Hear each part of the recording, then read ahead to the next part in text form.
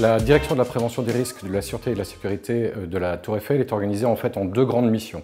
Une première partie qui est traditionnelle à toutes les directions sûreté, la conception, la mise en œuvre et le contrôle des politiques et des stratégies générales de sûreté et de sécurité incendie.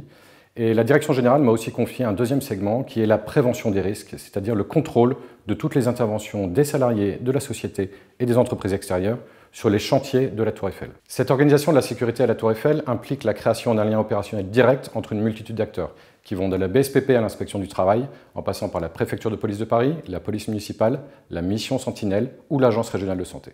En résumé, je dirais que la direction de la sécurité à la Tour Eiffel, c'est un catalyseur de force, un fédérateur d'énergie et le garant de la référence réglementaire.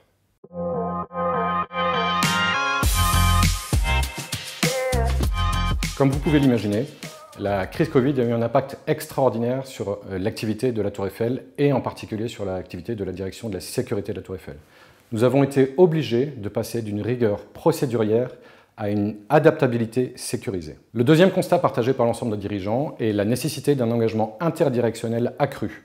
La direction de la sécurité doit passer d'un service d'appui à un véritable pivot de la continuité d'activité de l'entreprise. Dans les faits, concrètement, cela s'est traduit par un renforcement RH qualitatif et quantitatif important afin de gérer la crise actuelle et anticiper les crises futures.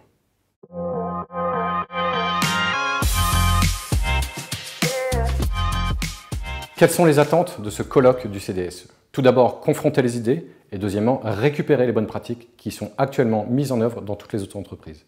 Pourquoi? Parce que nous voulons anticiper les crises futures. En particulier, pour nous tous, il est nécessaire de mieux comprendre le positionnement des forces de l'ordre dans le continuum de sécurité. Et c'est pour cela que cette thématique me semble particulièrement pertinente aujourd'hui.